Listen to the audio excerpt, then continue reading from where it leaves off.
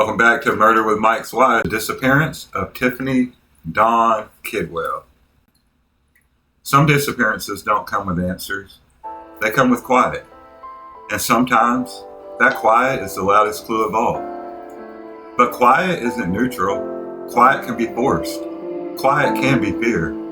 Quiet can be the echo left behind when someone is taken from the world.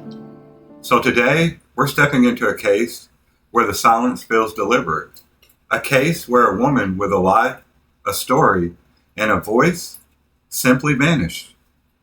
No struggle reported, no witnesses stepping forward, absolutely no digital trail, just a sudden, suffocating absence.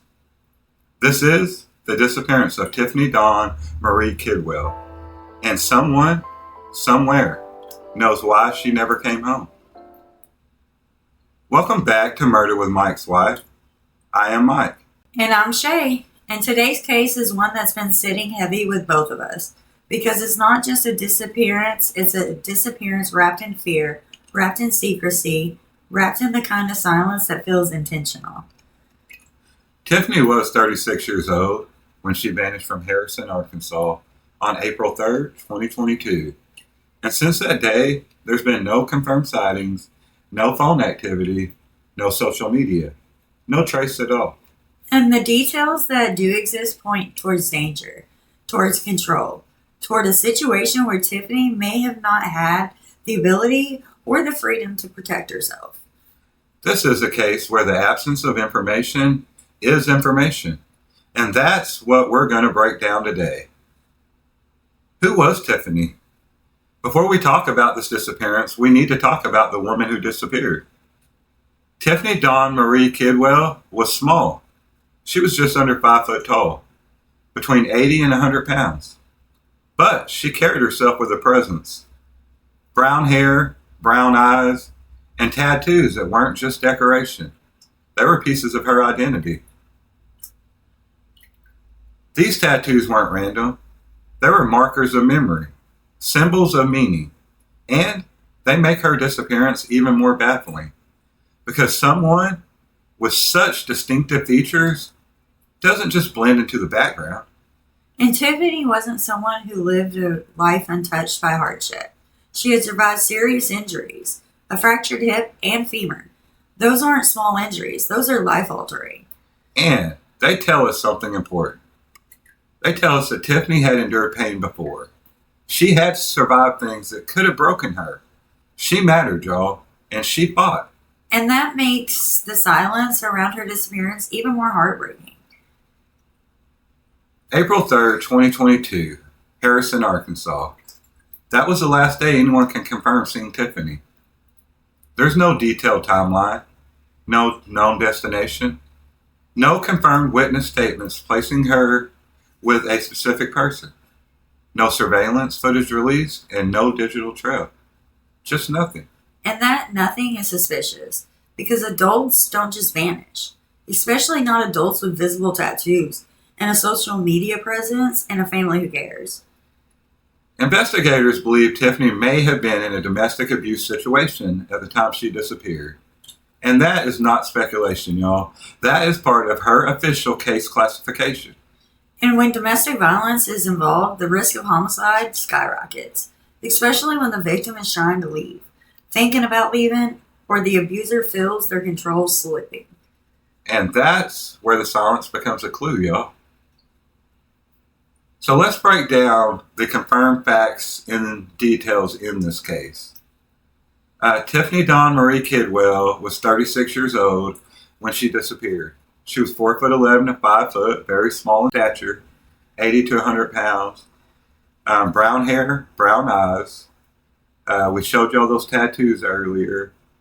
And prior injuries that she had, fractured hip and femur, and also had pierced ears. Now let's talk about the disappearance details. She was last seen April 3rd, 2022 in Harrison, Arkansas. They classified it endangered missing. Circumstances were suspicious. Possible domestic abuse situation, no confirmed sightings, no digital activity, no financial activity, no communication with family or loved ones. The Boone County Sheriff's Department is investigating this case, and their phone number is 870-741-8404 if you have any information that may help them out. And that's it.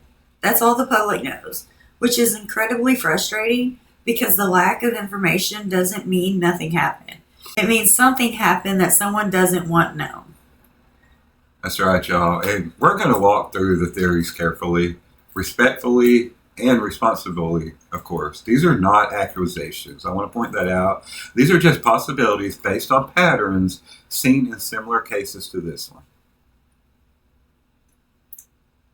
This is the most widely considered theory. If Tiffany was in an abusive relationship, the risk of homicide increases dramatically when either the victim tries to leave, the abuser feels they're losing control, the victim becomes more independent, and the abuser fears exposure. Domestic violence homicides often involve sudden disappearances, no digital activities, no communication, a partner who provides vague or inconsistent statements, and a lack of cooperation with law enforcement. And I know we've said all those facts before earlier, guys, but we really want to point out these red flags and these things that can help someone in a future situation like this. And the fact that Tiffany had previous injuries, let's talk about that. I mean, these were serious injuries. They raise questions about whether those injuries were accidental or were they part of a pattern, something she was going through.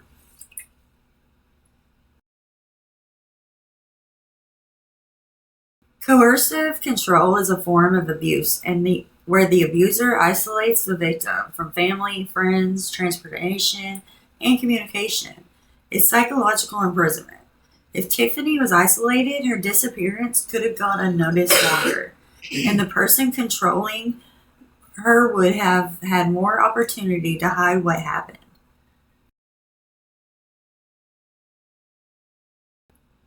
Yeah, and if Tiffany was injured, especially given her previous fractures, an accident could have occurred, y'all. But the lack of emergency calls, the lack of reporting, and lack of recovery efforts point towards concealment. Let's just be honest. People who panic after an accident, we know they sometimes hide the truth out of fear of consequences. But the total silence afterwards, that's more of panic. Yeah. That suggests intent.